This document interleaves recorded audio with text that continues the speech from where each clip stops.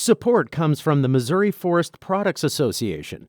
Missouri produces wood pallets, railroad ties, white oak barrels, hardwood floors, and more.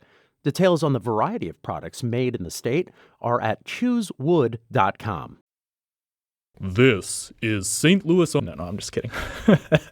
This is St. Louis on the Air from St. Louis Public Radio.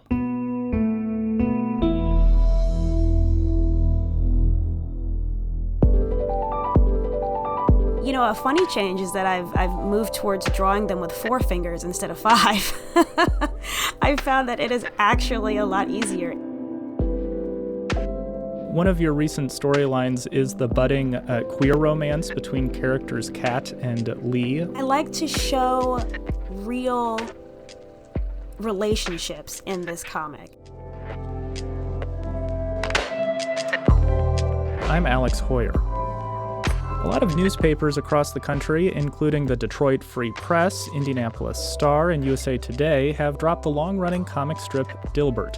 That's the cartoon that features the big-headed, bespectacled, wayward necktie-wearing man who pokes fun at office culture. Late last month on YouTube, Dilbert's creator Scott Adams made racist statements. He called Black Americans a hate group, and he urged white people to, quote, get the hell away from them. In addition to the newspapers I listed above, the Washington Post, New York Times, and Los Angeles Times have also said that they will not publish Dilbert. In the Washington Post, though, Dilbert has been replaced by a comic strip called Heart of the City, and it's drawn by St. Louis's very own Steenz Stewart, who goes by Steenz. Steenz, welcome back to St. Louis on the Air. Hey, thank you for having me. I love being here. We love having you. What were you doing when you found out that Heart of the City would be in the Washington Post? Oh gosh, I just landed in Seattle for Emerald City Comic Con, actually. Mm-hmm. So I didn't have as much stock as I would have wanted. If I had known I had taken, Dilbert's spot, I would have brought twice as many books. But right as I landed, I got a text from my spouse saying, "Did you hear? Is this real?" And I was like, "I don't know if it's real. Let me go check." So what was your next move? How did you get that 100% confirmation? So first off, when I figured it out, it was from the commenters on gocomics.com, which was wild. I find that a lot of commenters on that website are very knowledgeable about the places to read comic strips online. And that was where I first heard about it. And then I went to Washington Post's website and I saw that I was there, and then I reached out to my syndication, Andrews McMeel, and they were like, "It's true, it's happening." So Mark Tatulli is the creator of Heart of the City, and it began national syndication in the late 90s. You took over Heart of the City in 2020. Remind us, what is this comic strip about? Yeah, so Heart of the City is about a little girl named Hart Lamar. She lives in Philadelphia. She's a middle schooler, and she's a theater kid. So the series is really about her growing up and changing and trying to be the best actress that she can be, all while her friends are all nerds as well. They play Magic the Gathering. They go to Anime NYC. They're just regular nerdy middle schoolers, and it's all about their growth and their changes to their relationships as they navigate middle school. One of the changes that you made to the comic strip when you took over is that you placed these girls in middle school. Have you changed anything else since we last talked to you? Any big changes since 2020? Since 2020, a funny change is that I've moved towards drawing them with 4 fingers instead of 5. I found that it is actually a lot easier. Animators really had it. They had it understood. Why is it hard? It's just that extra finger makes it more complicated about where it's placed whenever you're using your hands. So having 4 fingers just makes it faster and easier. And when you're doing a daily comic strip, anything that you can do to make the process faster is welcome.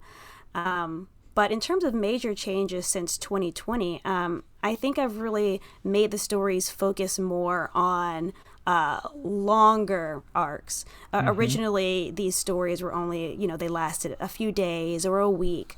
But now that I've got really into the motion of creating these comics, I'm finding that these stories end up being longer and more complicated because life is complicated. And when you have an ensemble comic with several kids, you kind of have to figure out, well, how is this affecting all of them, So, but that's something that I think a lot of readers appreciate. Right.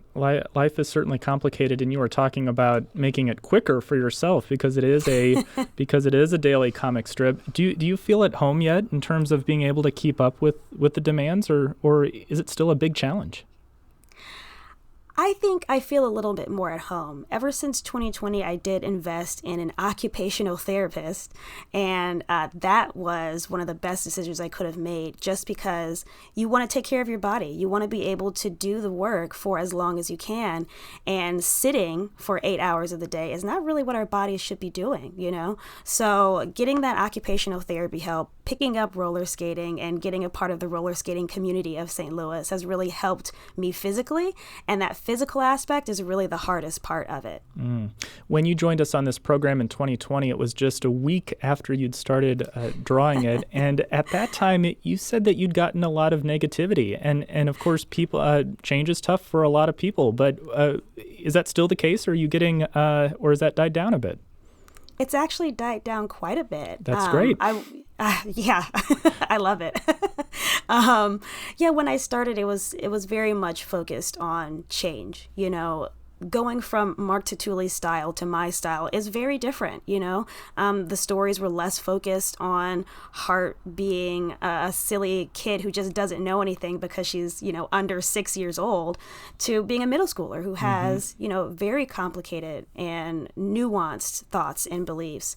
And I think now that people are really understanding where I'm coming from with this storytelling, it's less of a gag comic and more of, a story-focused comic. I think people are understanding and enjoying it in this new style.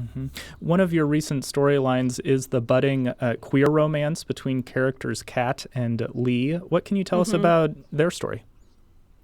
Yeah, so Kat finds this girl, Lee. They are both techies for their theater department. They both do costuming. Kat joined costuming mostly because Lee was doing it. And I like to show real relationships in this comic. And a lot of those real relationships begin in middle school when you have your first major crush and you don't know how to feel about it.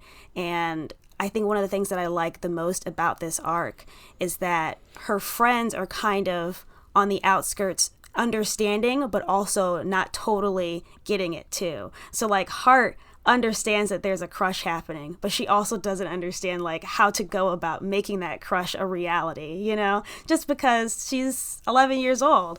So it's been a really interesting experience writing that. I'm going back into my middle school feelings of having a crush on my schoolmates and trying to pull from there. And you had talked about the arcs and they're not just one-off kinds of things, but one of the things that I really appreciate about your art is that there are these storylines, but they also can exist if you haven't seen one 3 or 4 days prior to that. And like for example, right. Today's has something that is probably very relatable to a middle schooler.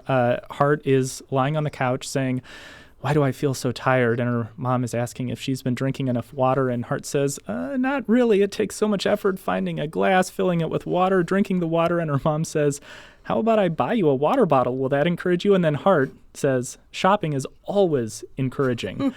I mean, that is entirely relatable. A middle school girl getting excited about shopping.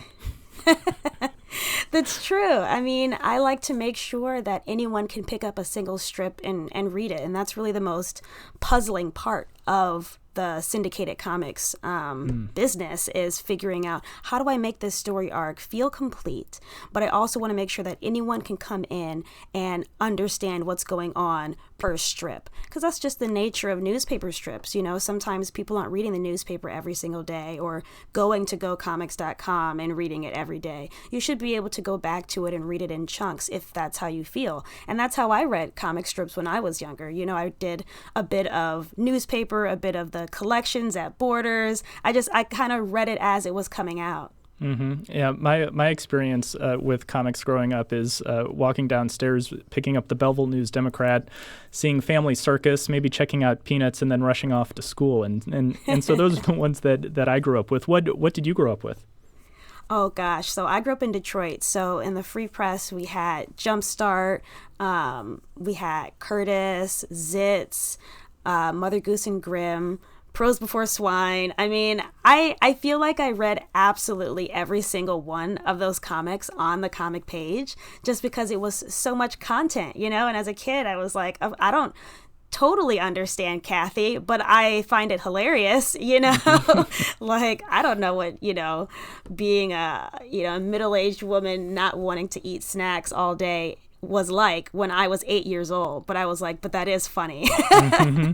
So, yeah. So the comic strip on February 6th, it includes an author's note. Can you briefly describe what's going on in the February 6th comic and why there's a note there from you? Oh, gosh. That's a really good question. I'd have to open up February 6th. But I like to include author's notes just because I like the idea that these characters are real.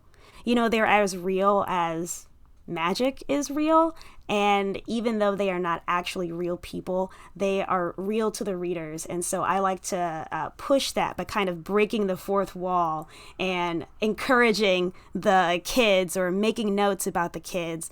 I'm even illustrated in the comic several times. I'm actually Charlotte's neighbor, so I really like finding a way to put myself into the comic. Mm-hmm. And our ace producer, Avery Rogers, tells me that author note says, "Be cool, Kat," and it's about the romance. Yes, so Kat really wants to invite Lee to go with them to Anime NYC, and she wants to be very cool about it. She doesn't want Lee to think that she's, too excited. And so I think that's something that Kat has a problem with. Mm-hmm. She just gets too excited and doesn't know how to calm her emotions. And yeah, that's one of my favorite running gags with Kat is, Kat, be cool, chill out. So is the Steenz in the comic strip the same as the Steenz in the real world? Yeah, actually. There are 3 times where I'm in there. Once is at Charlotte's barbecue where I'm asking for ginger ale, which is my favorite drink of choice. Mm-hmm. And then she's also a neighbor to Charlotte. When they go shoveling snow in the neighborhood, they come to my house and I offer them $5 in quarters because for some reason I have too many quarters in this house. Or when they go to Anime NYC, I'm one of the people tabling at these booths that they're going through and purchasing things from. So yes, comic Steenz is the same as real life Steenz. Do the characters in the comic see what you're telling us, the reader? Oh no, not at all. Okay. Yeah, there are strange fictional world rules that I feel like I can bend and change as needed. That's kind of my I have artistic license to do that, Mm-hmm. Yeah. So the other thing, I mean, the comic, you were talking about bending rules. There is the same amount of space, but I've noticed that oftentimes you have 4 panels, but sometimes it's 3, sometimes 7 or 8. How do you decide how you're paneling your strip? That's a really great question. So it really depends on what the story arc and what I'm trying to say. So usually when I write these comics, I write them in big batches of like 3 months of storyline. And when I write out these batches, I don't think about, oh, this one's going Monday, this one's going Tuesday. I just write out the entire story from beginning to end as I see it needs to be written. And then I go through and I start breaking it up by what can fit into a single strip and how can I get a punchline to go with this section of the story. And so depending on the punchline or the story piece that I want to get across, sometimes 3 panels will do, sometimes 6 panels will do. So it really depends on the storytelling and what the story requires. But there are definitely times when it gets a little exhausting and I want to make it a bit simpler. So there have definitely been strips where it's kind of just talking heads. But for the most part, I do try and get as much detail as possible in the limited space that I have. So the second Heart of the City collection, called Lost and Found, goes on sale everywhere on April 4th, so that's exciting. Steenz is a St. Louis-based artist and the cartoonist behind the daily comic strip Heart of the City. Their comic recently replaced Dilbert in the Washington Post after its creator made racist remarks. Steenz, congratulations on all your success. It's been such a treat to talk with you today. Thank you so much, and really, thank you for having me.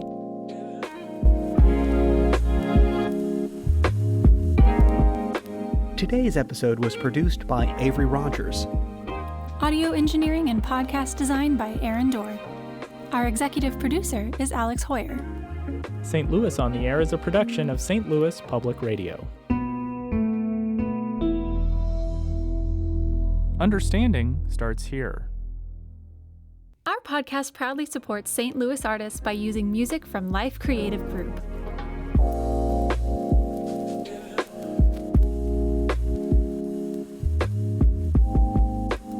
Do you find yourself regularly listening to episodes of St. Louis on the Air? Suggest us to a friend you think might enjoy our conversations. And leave us a review and rating on Apple Podcasts on the App Store. It's the simplest way to help people discover our show. Thanks. St. Louis Public Radio is a member-supported service of the University of Missouri St. Louis.